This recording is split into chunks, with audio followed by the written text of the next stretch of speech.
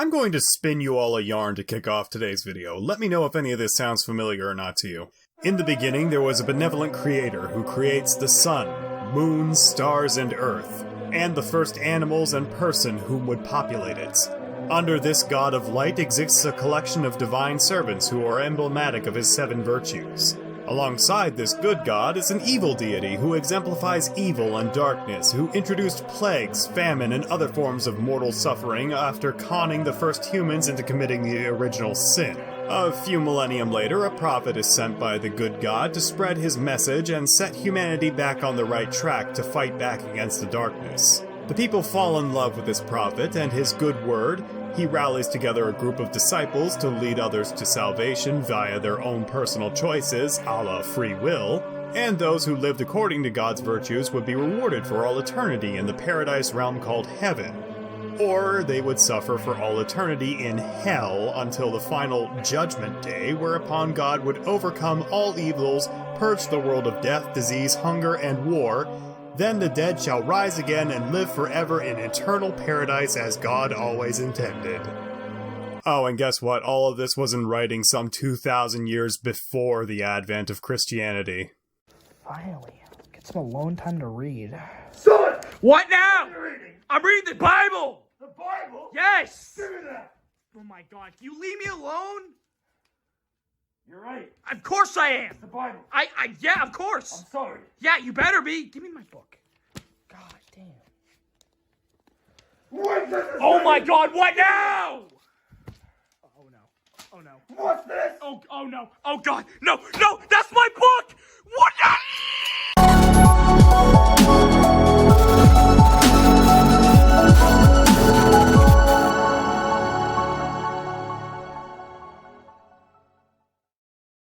Yes, today, ladies and gentlemen, we're going to be diving into the world of Zoroastrianism, one of the oldest religions in the world which doesn't primarily focus on animism. If you recall back to our video on the founding of Rome, you'll remember we pondered on the question of which culture is the most influential throughout the course of history.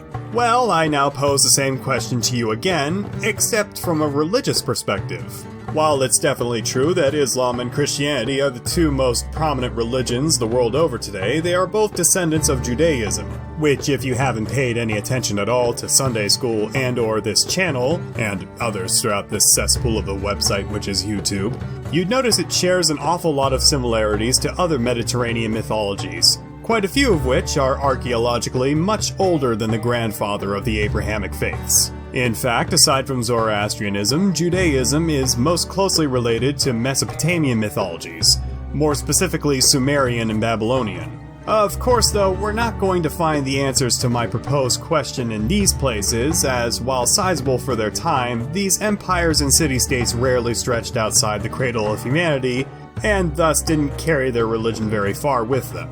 However, there was an empire which got its start right smack dab in the middle of this particular area. An empire which is honestly criminally overlooked by the public education system in favor of... what, the Greeks? Oh please, if those oily bastards weren't busy sodomizing small boys and animals, they were probably getting drunk, starting a whole bunch of wars with each other. And if you're Athenian, you were probably sodomizing a small boy and/or animal while you were doing it. No, these fellows sadly only get a passing mention when studying the one thing of significance Sparta ever did for the greater good of all modern-day Greece. Of course, I'm talking about the Persians. The Persian Empire got its start under this man, Cyrus the Great, at around the 6th century BC, and from its humble beginnings in the goat-herding Iranian highlands, spread like wildfire, establishing itself as the world's first true superpower. And this is truly a label that they deserve. Imagine a single government which holds power and influence over the Mesopotamians, Egyptians, and even the most significant area of all of India at the time, and that is just in the first 50 years. They eventually made their way all the way to Macedonia, that one is incredibly important later on, and to fucking modern-day Ukraine. At which point I can only assume they hit a wall because no one conquers Mother Russia. Dirty fucking commies. And yes, while there have been larger empires since, to put it into some perspective for all of you, at the height of the Roman Empire, 117 AD, they held 3.71% of the world's landmass under their control. The Macedonians under Alexander the Great held 3.86% of the world's landmass in 323 BC. The Achaemenid Empire, the first considered to be the Persian Empire, held 4.08% of the world's landmass in 500 BC. And there's not even any room for a quality over quantity argument here, folks, since the Romans were influenced by the Greeks, and the Greeks were unified by the Macedonians, and the Macedonians are over here getting face-fucked by the Persians during their infancy. And that's just in the classical world. We could go on and on about how significant the Persian Empire was in shrinking the size of the planet politically, but hey, we're a mythology channel, so let's talk about the religious aspects they brought to this region of the world. So, to answer my initial question, it's inarguable that Christianity is, and continues, for now, to be the most widespread and influential religion the world over, thanks to their, questionable missionary tactics. And look, I know some of you guys get upset whenever I bring up the historicity of Christianity and all the different crusades, inquisitions, and public executions which have transpired in their wake. Look, these events happened. They aided in Christianity's popularity. I'm sorry, but that is just a fact of life, and we have to live with it. Oh, and before anyone accuses me of this again, when did I ever say I was an atheist? Just because I'm a scholar who makes videos about mythology and occasionally pokes fun at them, doesn't mean I can't be religious myself. I mean, yes, you are correct in your assertion, but, like, holy shit, man, judgmental much? So, while Christianity is at the forefront of influential religions throughout history, it is in fact a descendant of Zoroastrianism, the state religion of the Persian Empire, so just like the Greeks, I'd argue Zoroastrianism could be grandfathered in to fulfill that role, especially when considering how many other religions from that area of the world it left its mark upon. So, now that we have the historical aspect out of the way, let's discuss the speculated origins of Zoroastrianism, which obviously has its origins in the religious philosopher and prophet Zoroaster, or as he was known to the Persians, Zarathustra. Now, absolutely everything is contentious about this guy, including his birthplace and date. And while it's generally accepted that he was born sometime during the 2nd millennium BC, there is some contention about that number, as some scholars equate Zoroaster to Cyprus himself, dating him somewhere to around 700 to 600 BC, though many more modern sources date him all the way back to 6000 BC, which, you know, predates Mesopotamia itself. Which is bullshit, by the way. Zarathustra's name is also a bit of an enigma. While it's generally accepted that the Astra in his name means camels, which suggests that his name could mean he who handles camels, though there's some speculation about the Zorath's meaning. And yes, comment section, I realize you could interpret his name as camel jockey. If I don't say it and point out the irony, I know someone else would and make a much more derogatory comment. I am trying not to have a truck of peace parked into my living room, thank you very much. In any case, Zoroaster was pretty well off, as he was formally educated with his parents' money, and instead of working the fields like most young lads his age, he was able to take up an apprenticeship as a priest at the age of 15. Now, since early Iranian myths have a tendency to be communicated orally, we don't know too much about the religion he practiced, or even what type of priest he was. Only that Zoroaster had witnessed animal sacrifices to the gods before and thought that this was pretty fucking scummy, so he actively objected to such practices.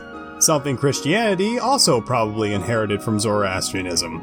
In any case, Zoroaster keeps up his priestly duties up until the age of 30. Zoroaster was saying a prayer beside a riverbank when the Amshaspend Vohumana appeared before him, telling him of God's true message for the world. The supreme god of the world, Ahura Mazda, was not interested in the animal sacrifices the priests and practitioners of the faith were offering him. Rather, he was more interested in observing their behaviors and judging their moral choices. Alright, so there's quite a bit to unpack right there. So let's start on those two big, confusing spaghetti-lettered words I just threw at you. Amshaspends can be equated to the angels of God in Abrahamic faiths. They are not really their own deities, but rather projections or avatars of Ahura Mazda's will, and embody the 7 virtues he wishes for humanity to live by. These include the aforementioned Vohumana, who represents a good mind, Asha, the truth, Spenta Manyu, the bounteous spirit, Kshatra Vaira, the desired kingdom, Amiratat, immortality, Armaiti, devotion, and Haurvatat, representing integrity. My white-ass tongue cannot pronounce these fucking words. Just beneath these deities on the angelic hierarchy, because yes, that is also an idea originally attributed to the Persians, we have the Yazatas, or the worshipful ones. The most important two of these deities is Mitha, who we will definitely be getting back to in a later video, and Anahit, goddess of the waters. Now, returning viewers to this channel may have just picked up on what I meant when I said that Mediterranean belief systems are all inbred, as you should have been able to recognize at least two of the names from my video on the Armenian pantheon. Ahura Mazda sounds an awful lot like Aramazd, the supreme creator deity in Armenian culture, Nazi! And Anahita is just one vowel off from Anahit, Aramazd's wife, who does not represent water like her Persian equivalent, however her daughter-in-law Ostlik does. And if you'll recall, in the Armenian video, I mentioned the only reason Armenia had any kind of contact at all with ancient Greece, which is another big influence upon their pantheon, was because they were pushing back against the Persians during the 4th and 3rd centuries BC. Hence, it makes a lot of sense that their pantheon would be directly influenced by the Persians as well. Neat! Anyway, I think the last note I'd like to make in regard to this specific snippet of Zoroastrianism is the emphasis on morality.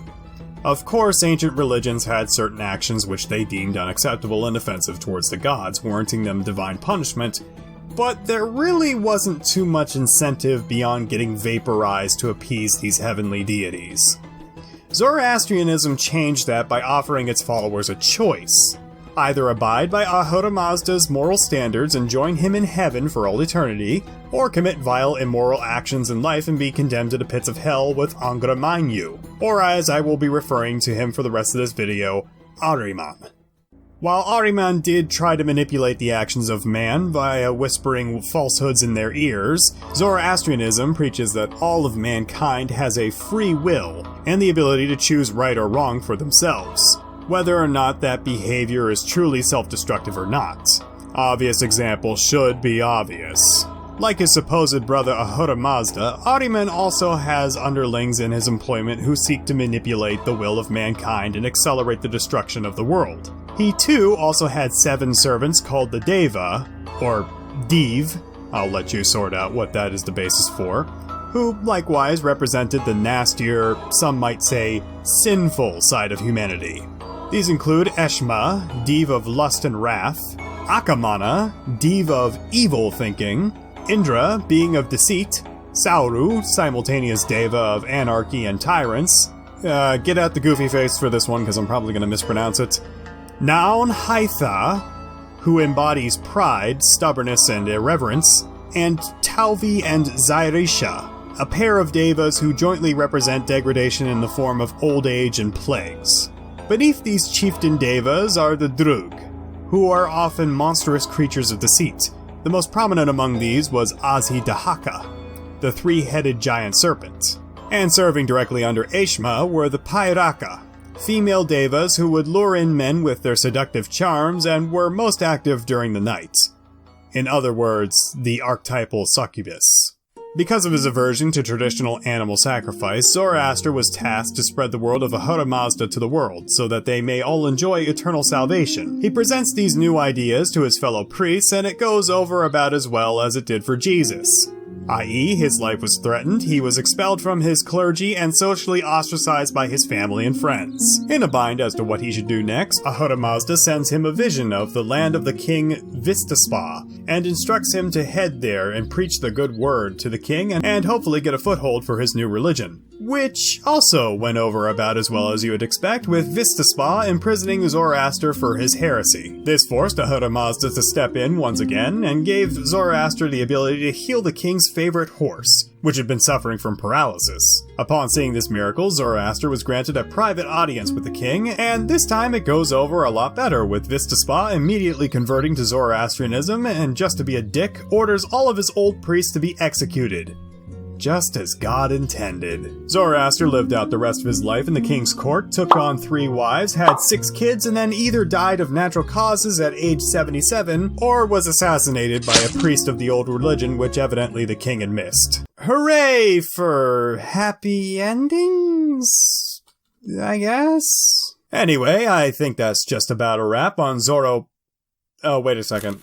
I barely covered any of the actual mythology. Alright, let's do this. Time for the Persian creation story. You kids are all spoiled rotten, you do realize that.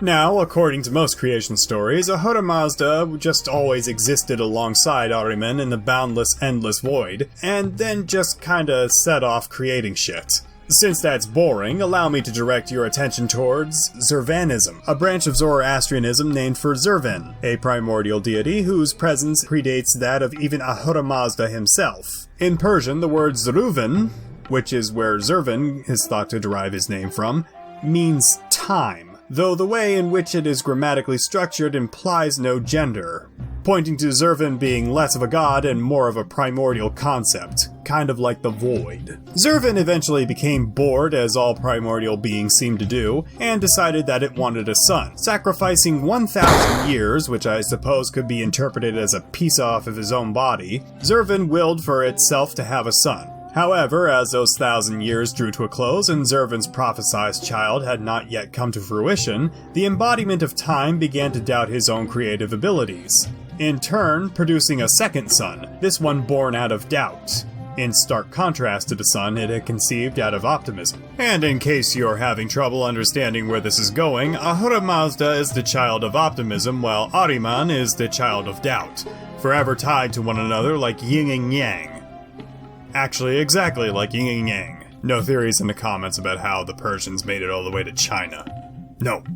Bad YouTube. Anyway, Zurvan made a bet with itself that whichever child would pop out of its womb first would become the master of the whole world. Upon hearing this prediction, Ahriman forced himself out first, proclaiming himself to be Ahura Mazda. However, Ahriman could not disguise his darkened heart and his stench of his evil. While Zurvan was not fooled, he still had to concede power over the earth to Ahriman, though only for a span of about 9,000 years, after which time everything would be turned over to Ahura Mazda. Like, forever. Way to pick favorites there, Dad.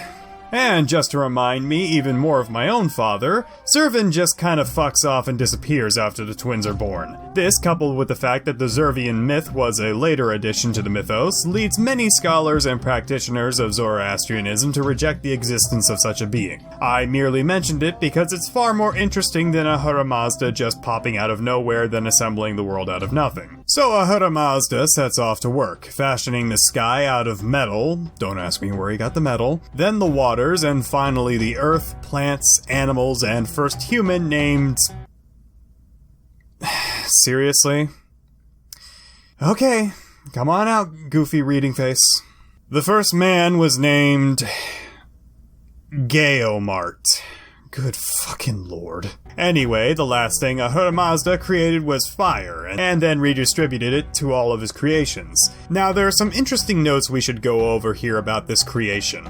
All of the plants were created without thorns or bark. The earth had no mountains, and upon creating fire, Ahura Mazda had it swear to him that the first flame and all of its descendants would never cause harm to humans, only cook their food and provide them with warmth during the night. This is because the Persians believed that anything created by Ahura Mazda was pure good, and all things in this world which cause harm to humanity are a result of Ahriman's negative influence. Speaking of which, Ahriman was disgusted and set straight to work creating an army of demons to overrun the mortal plane. However, Ahura Mazda foresaw what his brother was doing, and from his own soul fashioned the Amshasvens to protect his own creation. And then they had a war. And while Ahriman did his best to destroy the earth, all his forces could do was cut out valleys and mountains.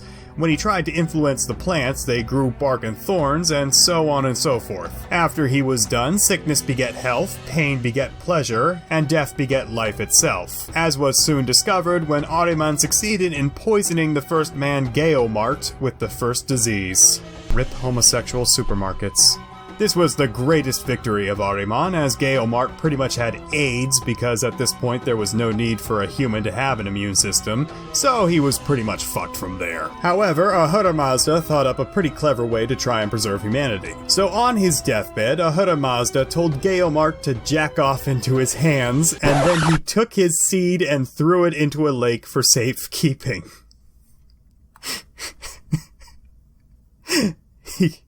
He really couldn't have, I don't know, created cold medicine or vitamin D to counterbalance this disease. Just, nope. Here, son, you're a goner for sure. Why don't you just give your one-eyed trouser snake there a good old tug there, and just let your old man catch the rainbow. It's alright, we'll put this in the fridge for later. I fucking love mythology. Unsurprisingly, this seed germinated itself into the second generation of humans, a man and a woman named Masha and Mashanya, respectively. These two then told Ahura Mazda that if he wanted to preserve humanity, they had him covered. And so they started fucking. I guess they did a really good job of it because Mashanya gave birth to 15 twins at once after this. Each one of the children's a progenitor for the future races of humanity. However, seeing as humanity continued on thriving even without the presence of its progenitor, Ahriman devised a new, much less literal way of contaminating humanity by propagating a false rumor that the world had actually been created by an evil deity rather than Ahura Mazda. Eventually, some of the humans came to believe this rumor, and thus the original sin was committed, leading humanity astray. In order to provide some incentive for humanity to behave themselves, Ahura Mazda acted quickly, creating a divine paradise which the dead would be sent to so long as they adhered to the fourth principle of Zoroastrianism, which is to practice good thoughts, good words, and good deeds. However, later iterations of the practice took on 3 more core values, each one curiously related to missionary practices: to make friends of enemies, to make the wicked righteous, and to make the ignorant learned. Shortly after this, Ahura Mazda sent his divine son Mitha to Earth to protect the people from any further attacks from Ahriman and keep humanity on the right track. That sounds an awful lot like this one other guy I read about in a book. Anyway, the mythology surrounding Mithra is so incredibly dense that he easily qualifies for a mythological character study in the future, as his story neither begins nor ends with the Persians. Maybe I'll even add that one to the queue for later this year. In any case, there you have it, ladies and gentlemen, Zoroastrianism in a nutshell. Minus 2 important aspects which I plan to save for a future video. And shit, I've been doing an awful lot of talking about future videos on this channel, and that's because we've got a hell of a lot lined up for you all over the next few months. So if you guys enjoyed, please be sure to like the video, leave a comment for Susan's algorithm, and of course subscribe if you're new here. Patreon, Discord, and tentatively my all-new Parler accounts, we'll see how that works out, are linked below. Be sure to check out all of those links as well if you haven't already, and until next time, ladies and gentlemen, my name is Messiahs of Mythology, and I wish you all a God's blessed day. This was a pretty great victory for Ahriman, as Geomart pretty much had... I just now realized the irony of this rhyme.